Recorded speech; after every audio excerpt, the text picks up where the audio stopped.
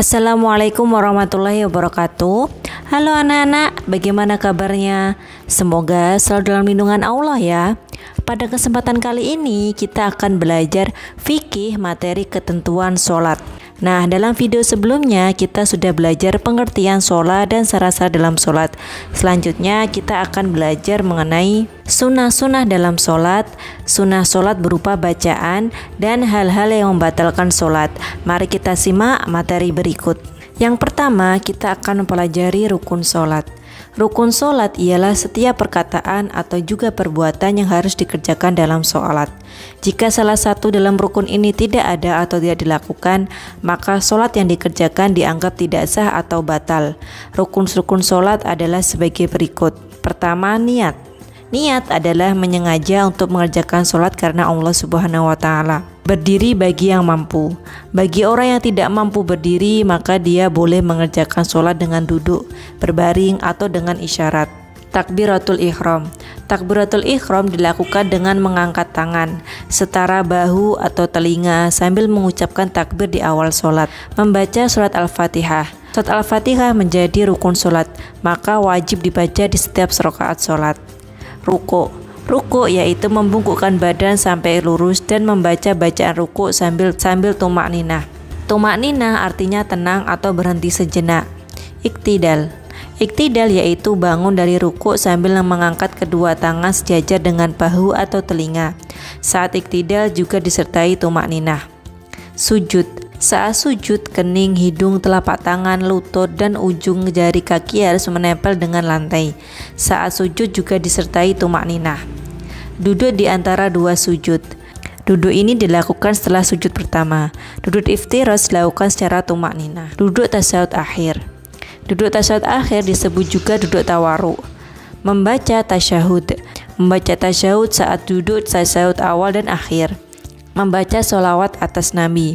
Bacaan sholawat dibaca saat duduk tasyahud akhir. Salam. Salam dilakukan dengan wajah menoleh ke arah kanan kemudian kiri disertai ucapan salam. Tertib. Tertib artinya adalah urut. Nah, ke-13 rukun tersebut harus dilakukan secara berurutan. Selanjutnya, sunnah-sunnah dalam sholat. Sunnah sholat berupa gerakan. Mengangkat kedua tangan saat takbir di setiap perpindahan gerakan sholat. Bersedekap, yaitu meletakkan tangan kanan di atas tangan kiri. Jari telunjuk menelunjuk di atas paha kanan saat duduk iftiroz pada tasyahud awal dan akhir. Duduk iftiroz yaitu duduk di atas kaki kiri dan jari kaki sebelah kanan ditekan sambil menghadap kiblat.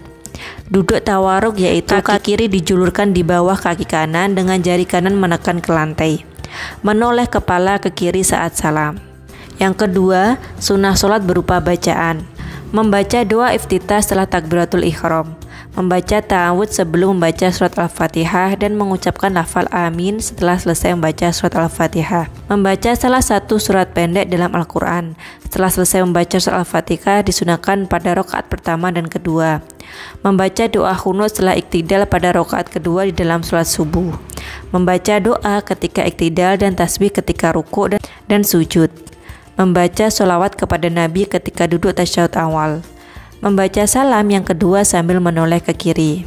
Nah, sudah mengetahui rukun sholat dan syarat sholat.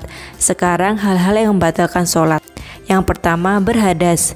Contohnya, saat sedang sholat seorang kentut, maka sholatnya menjadi batal atau tidak sah dan harus berwudu kembali dan mengulang sholat dari awal. 2. Terkena najis.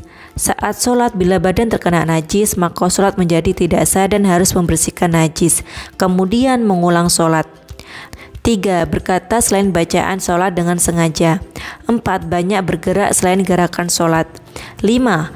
Terbuka auratnya dengan sengaja. Selama sholat aurat harus selalu ditutup. 6. Makan atau minum meskipun sedikit.